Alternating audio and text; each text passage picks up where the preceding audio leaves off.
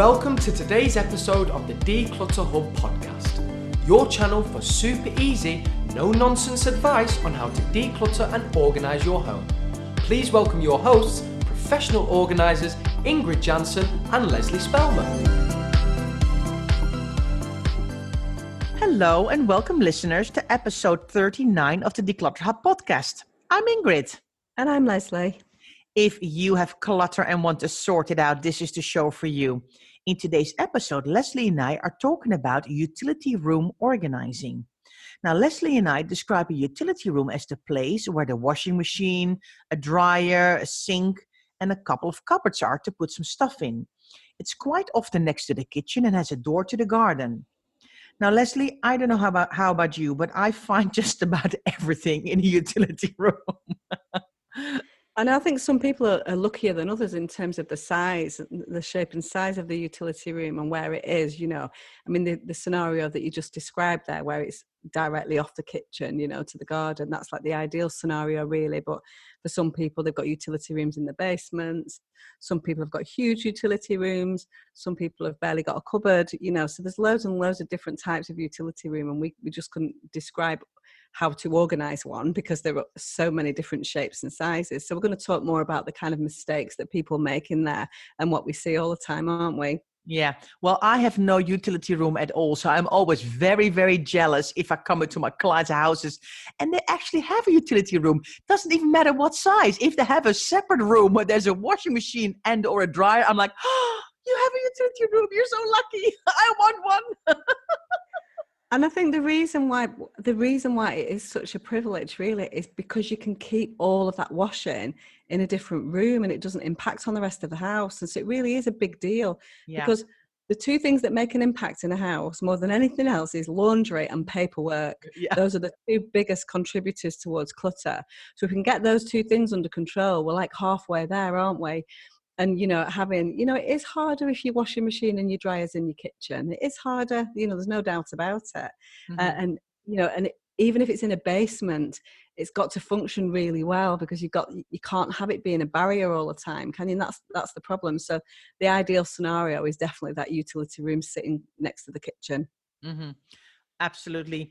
I actually did a utility room last week, and I love doing utility rooms because I think it's a bit of a treasure hunt, you know, and also there's lots of weird stuff in there and you think, how did it end up in here? But I like that kind of thing. I know. So, you know, the kind of things that for me should be in a utility room. Obviously, you need your laundry products in there, don't you? Yeah. You know, the one thing that I wanted to say about that, we talk about the mistakes that people make. People sometimes give up way too much space in the home to, cleaning products in particular, as if a cleaning product is miraculously going to clean your house for you. There is definitely that psychology, isn't there? Let's just buy a nice cleaning product and then my hobby is going to be bright and shiny. But but there is a psychology there. I know. Right. I know. You find cupboards full of cleaning stuff and you think, when was the last time they've actually dusted and cleaned in this house? I know, that's it. So there's a psychology, you know, in the same way that buying a decluttering book makes you think that you're going to declutter, and you know, all of those things. You know, somebody says, "Well, that's going to," you know, you hope that it's going to take you to that next level, and sometimes it doesn't, and sometimes if it doesn't, then you need to let go of it. And I think laundry products, and there are some people that are very, very particular with laundry. Yeah. So for me, washing powder. That's it. You know, I don't even use fabric conditioner. No. And so I've just got washing powder and I might have I've got nothing else. That's all I use. You know what I mean? And so mine's very small. I've got some pegs, I've got some washing powder. I think I've got one thing of, you know, this stuff that you put through if you want to take the grey out of something, whatever that's called, Vanish or something like that, can't remember, OxyClean or something. But I never use it anyway. So that's all I've got. But some people have got technical wash stuff, hand wash stuff, you know, sterilizing thing, ironing water, blah, blah, blah, blah. So some people have got 20, 25 things. And so that's fine if you are very particular about your washing and you're using those things all the time. But I suppose what I want to say is be really honest with yourself as to whether you are using those or whether these are just things that you bought as a one-off and you've never gone back to them in the last 2 or 3 years. Yeah. Yeah, true. I mean, I think it is for me as well. I have washing powder and then I have this specialty, I don't know how it's called now, but it's like, it kills like bacteria like underarms. So if you got a lot of shirts that you wear very close to your arms, and it's when you sweat a little bit, it kills like the bacteria. So it's really helpful. All right, okay. But I don't use fabric conditioner either. I don't have a dryer, so I don't have. I only have a washing machine, so I have to hang out everything. But I have a bottle for woolens. If I wash my woolens, if like a hand wash woolen stuff, and I think I've got a bottle for like to keep black stuff black. But I'm like wondering, why have I got that? Because I just do a dark wash with a washing powder. But I do have some Vanish in case I've got stains in my clothes. But you see the earth, anything, different washing products, and it's like it's just all a bit too much, and it kind of goes out of control. Well, it's like anything else. We were talking about makeup and sort of retail therapy with makeup in a podcast a couple of weeks ago, weren't we? And cleaning products and washing products and laundry products are the same thing. We get carried away with the kind of, oh, that's going to make me smell nicer or look nicer, or it's going to maintain my clothes for longer or something like that. So we get carried away. But I guess the reason why I'm saying it is that sometimes there's so much space taken up in a utility room with laundry products that there's not space for other things that could be in there. So keep it tight as you can. If you've not got loads of space in a utility room, don't bulk buy. That one of the biggest things that we see all the time is people buying 36 toilet rolls and 17 kitchen towels and all that, and these massive things of washing powder, which is brilliant for saving money, but it doesn't help you on the clutter. So you have to balance that up, so I'm not saying say goodbye to the money. And obviously if it's more cost effective to do that, then that's a factor that you need to think about. But equally, you need to think about what's more important to me, saving £2 or having 36 toilet rolls on hand and saving, do you know what I mean? Yeah, true. It's really bulk buying, because that's where it lands. The utility room is often where that bulk buying lands. Yeah, so true. And also then immediately your accessibility is compromised, because you've got, if you are lucky enough to have a couple of cupboards in your utility room as well, if you bulk buy 36 toilet rolls, it has to live somewhere. And then if it ends up in front of cabinets and you can't open the cabinets anymore, it immediately becomes tricky. Yeah, because I think utility room space says, if I'm thinking about a sort of modern home where you literally go in and you've got one run of cupboards with a washing machine, a dryer, maybe a sink over, and you might have one corner cupboard, like a tall cupboard or something like that, which are brilliant. But often a lot of people have got the washing baskets and the washing in front of those, or a clothes maiden, or an ironing, your ironing board and your iron and things like that. And all of a sudden, as soon as there's something that's stopping you from getting into the cupboard that you need to go into, what that then means is that you dump stuff in front of it. So if you can't get in that cupboard, you put stuff on the side, ready to put it in the cupboard later when it is accessible. And it's the same everywhere in the house. As soon as there's a barrier stopping you from doing something, that's when the clutter starts to build, because you can't put it away. And so, and a utility room is a case in point in that, isn't it, Ingrid? Yeah. So keep things keen in there. Make sure things are small and make sure that you've got accessibility. So utilize every bit of available space that you've got in there. So if you've got your ironing board and your iron in there, and you can put something up on a wall, put one of those ironing board kind of hanging things. Yeah. What are they called? Ironing board hangers. Yeah, a holder. So you can hang your ironing board, and on the top you can clip in your iron. Yeah, but and I guess you can only do that if you haven't got a steam iron. If you've got a steam iron, that's a different thing. What do they call them? Steam irons, don't they? Those big ones with the containers underneath them. Yeah. So you can't do that, but just be really clever with the space that's in the utility room and use every bit of available space so that you've got accessibility into the cupboards that you have got. True. And if you're lucky enough to, beside your cupboard, have a tiny little nook there as well, maybe you can slide your ironing board in, or maybe you can put a little ladder there so you can reach higher places. A little step ladder is really handy to have in a utility room as well. And maybe even though you have to hang your ironing board in front of it because you use the ladder less frequently, but still it's there, so it's handy. Yeah, it is. And I tell you what's in those little nooks and crannies at the side of cupboards all the time, taking up valuable space: carrier bags and bags for life. Yeah, carrier bags and bags for life. Loads of them. Yeah. Loads and loads. stuffed in, because they stuff in quite nicely, don't they, into those little nooks and crannies. And so all of a sudden we're allowed to have 75 disintegrating carrier bags and 57 bags for life that we're never going to use if they're not in our car. So be really, if there is one thing in life that you need to go easy on, it's bags for life, let me tell you, because they absolutely breed. So yeah, bags for life, don't stuff them down the side. Use that little space down the side of your cupboards and things like that for ironing boards and things like that. Be sensible with it.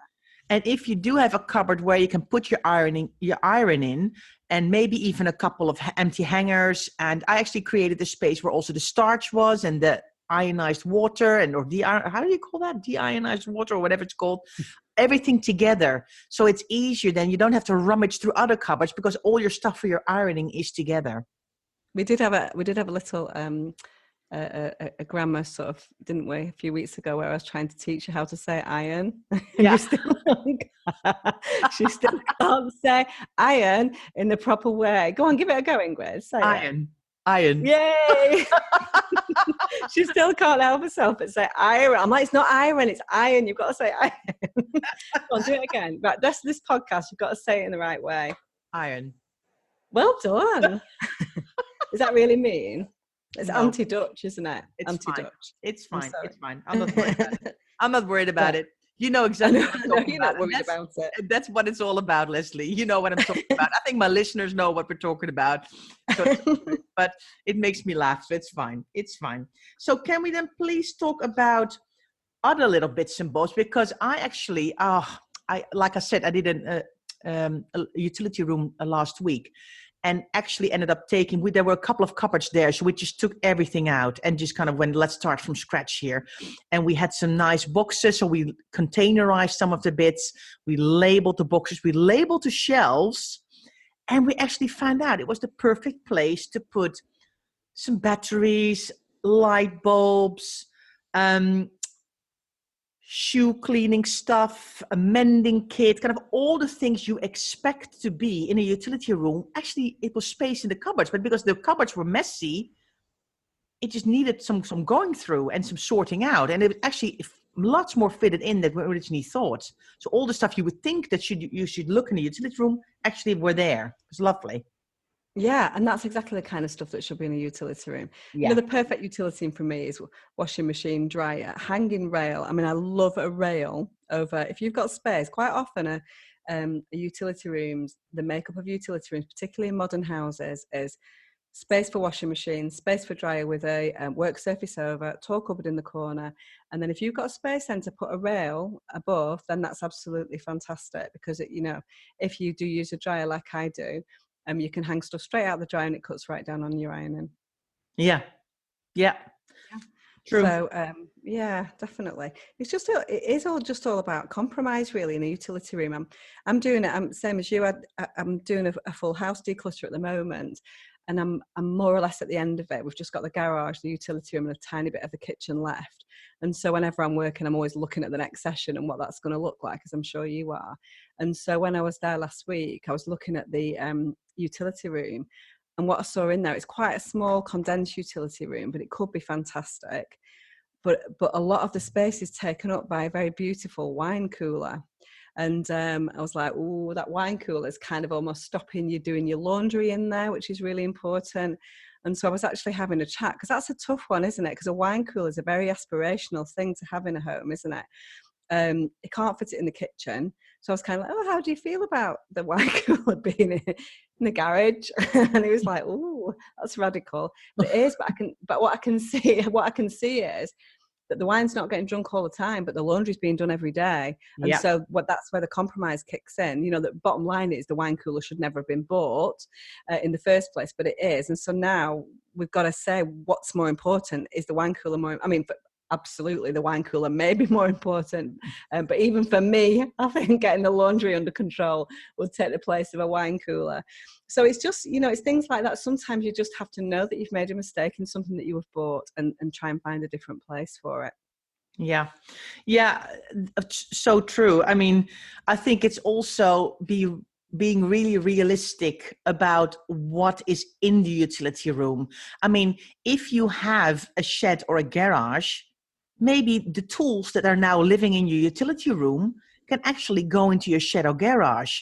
And of course you want your electric screwdriver not in a damp garage, and maybe you can find a little cupboard where that kind of stuff lives.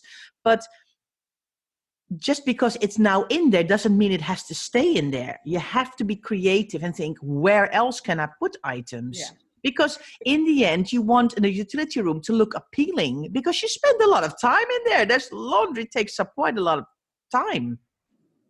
The thing is with everything, and you just have to think about what would you do as an alternative. So quite often, so that screwdriver or that toolbox or whatever that you're talking about is often, it's not even a toolbox. It's just some random tools that have been left because they've been brought into the house and they've not found their way back out again. Yeah. But even if their rightful place, you know, we always talk about finding a place for everything and putting everything back in its place. If you need a screwdriver and it's not in your utility room and it's in your garage, you're going to go to your garage and get it because you need it. Do you know what I mean? And so that's where compromise kicks in. And if that means that you can have your batteries and bulbs in your utility room or your shoe cleaning kit or something like that, then that's a better solution. So where you are compromised on space, you have to be very inventive, don't you? Yeah. And I think also what I'd like to add as well here is that if you have, for example, a separate utility room, but also a cupboard under the sink, make sure you don't double up on loads of different items. For example, the utility room I also did the kitchen the week before. And because we hadn't done the utility room yet, I didn't know yet where everything was living.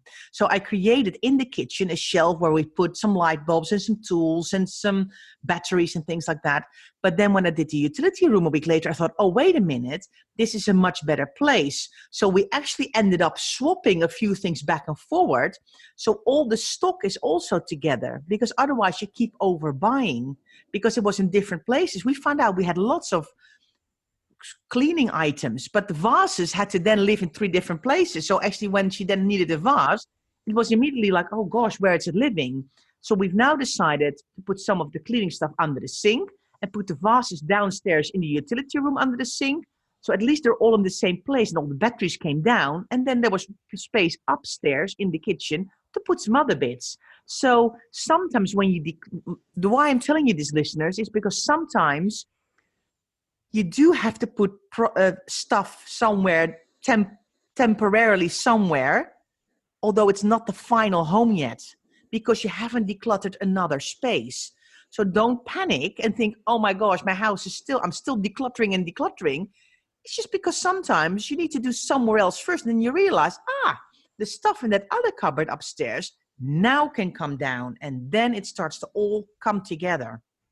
And that's why ultimately we want to do a whole house declutter, don't we? Because, you know, we can get a rightful place for absolutely everything. And so, you know, it takes a while before you get there, particularly in those rooms where they kind of blend into different ones, utility rooms, kitchens, understairs cupboards, where you have to be inventive about the space. Want to talk about vases. They're difficult, aren't they, vases to store? You know what I mean? Because we keep them, don't we? We get them with flowers these days. They're big, they're bulky, we need different sizes, we inherit them. You know, they're always quite tricky, aren't they? But you need to find a good place for them, or you need to be ruthless with them. You know, who was I working with? I was working with somebody the other day, and we were really quite ruthless with the vases, because sometimes you need to be, because those are the kind of things, again, that will take up loads and loads of valuable spaces. And a lot of people only bring flowers into the house, you know, once every couple of months, or, you know, I mean, some people have vases every week, but some people don't. And, you know, and again, vases are quite difficult because you always think they're going to come in, don't you? It's one of those things, oh, they'll come in, I'll always use them, but sometimes you don't. So don't be afraid of being ruthless with your vases. I think also worth mentioning is that if you do have a lot of pets, dogs or cats or anything like that, maybe some of the pet food and accessories ends up in your utility room, because you don't want to have it in your kitchen. So also be smart and see if you can assign a cupboard or an area where it all lives together. And if you don't have room for a massive 10-kilo bag of cat food or dog food, then just buy a smaller version. It's the same as buying gigantic packages of washing powder. If they can't fit in your cupboard, they start to live on top and on your flat surface, and then it becomes annoying, and everything else becomes a dumping ground as well. Yeah, that's it. That's the message, really, I think, isn't it, for a utility room? It can so easily become a dumping ground, and you have to be quite on top of it to stop that from happening. So the things that we've spoken about, that Ingrid's spoken about in particular, containerize things. We talked about things like batteries, bulbs, and candles, which tend to be the three things, and shoe cleaning stuff.